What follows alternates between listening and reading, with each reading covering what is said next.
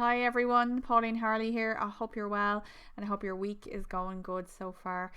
The sun is back shining here in Ireland, so we're happy out.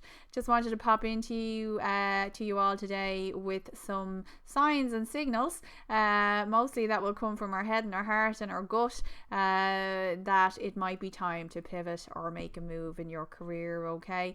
Or at least explore your options. Sometimes a pivot is not necessarily the right option at a specific time in our lives, but being open to exploring our emotions, to be honest with you, that are connected to our roles. And that's the piece I see a lot of people miss sometimes, what their head and their heart and their gut is telling them about their roles, and whether they're being undervalued, whether they're not fulfilling their potential and being respected.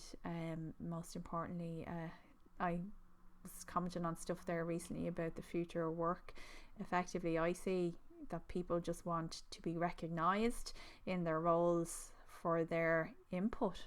This is something I see a lot, and they just want respect, and it comes down to core values at the end of the day. So a couple of signs here today for you in relation to maybe if it's time to kind of tune into what's really going on and what we really want in our careers, and if a pivot is a priority or perhaps just an option to look at the moment. Okay, so first one would be if your job has changed in the most basic or fundamental ways. So are you being asked to take on roles or responsibilities that first and foremost may conflict with your core values and are causing you internal conflict? Okay, like you don't want to be moving away from the work that you're doing that's fulfilling you if it's causing you to be conflicted. Okay, if these changes are for the better, brilliant. Okay, and if they are a chance for you to be opened up to further potential, respect and opportunity, that's brilliant. But if it's not, okay, that's where you really need to evaluate if this is these roles or responsibilities that are being asked of you are actually derailing you from your desired career path. Okay, so that's a really important one.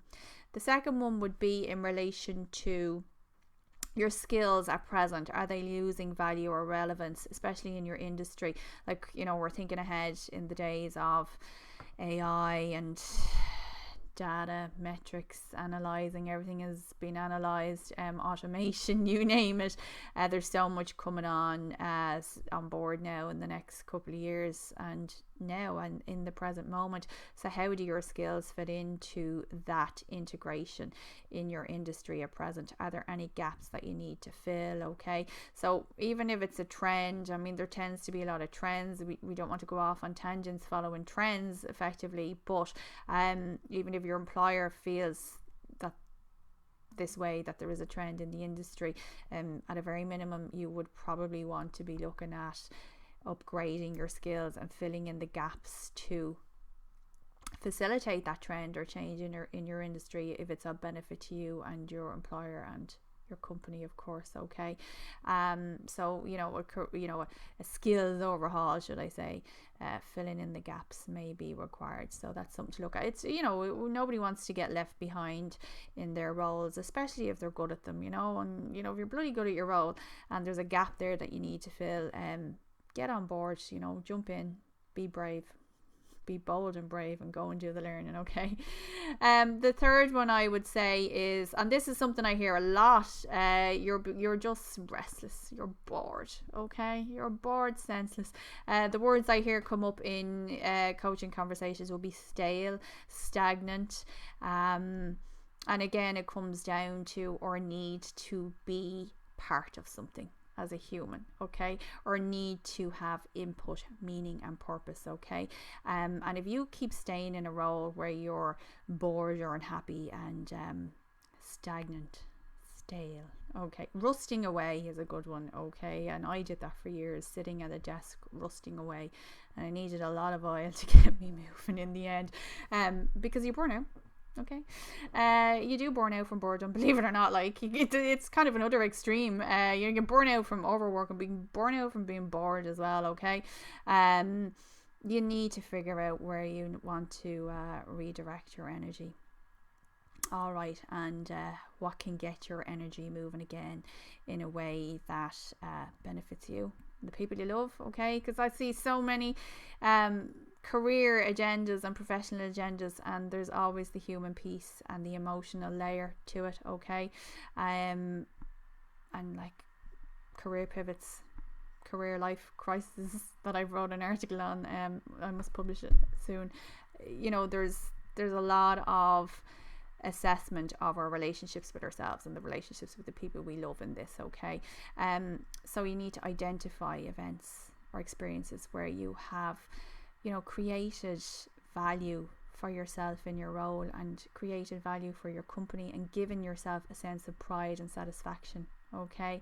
And think about that type of work that you want to do that may reignite that flame, that may put the oil back on the rusted nuts and bolts, okay, in your human being that is at the moment, okay? So if you're sick and tired of what you're doing and you're stale and you're stagnant and you're bored, get shifting, get unstuck, okay? It's easier than you think it is. Reconnect with your values and your why. Another one would be if you're feeling vulnerable and feeling very left open. Boundaries as well would be a big thing here. I know in my former role, in the months leading up to my redundancy, I would have felt very vulnerable and open and isolated, okay? My job was in jeopardy, my company was in trouble, so therefore I was vulnerable, I was in trouble, okay? And it's a horrible sense. And as much as redundancy, some people, for which I would say myself too, are grateful for it, okay? And it's given me a lot of opportunities, a lot of emotions that rear their head around it. But, you know, I'm speaking about that in my other series that I'm doing on redundancy at present. But I just kind of kept my head down and hoped for the best. And for me, it did work out, but it did come with another emotional layer, okay, that had to be dealt with, and that feeling of being left wide open, where you're not in control, is not nice, okay? So if you're feeling vulnerable at present, whether your company's in trouble or in jeopardy or not, or whether it's a redundancy situation, just in general in your career, that could be a red flag, okay? So just connect with that. And be self-aware around why you're feeling vulnerable and what you can do, most importantly, to move forward from that.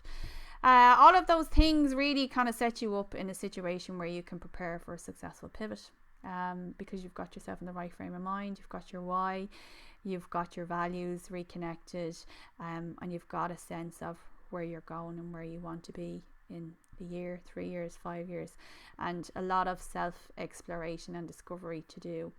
So just wanted to pop in with those few tips for you. Sorry, I had them rolled up there, so I'll move them out the screen. Any questions, or anybody wants any information about consultancy service, career pivots, please do get in touch. More than happy to have a conversation with you. I say powerful conversation with you. I was actually speaking to a wonderful person today, another coach in Belgium, Richard Kelly, who uses the term connected conversation. So brilliant. Thanks for that, Richard. I like that. Listen, have a wonderful Tuesday afternoon, and I'll talk to you all soon. Take care.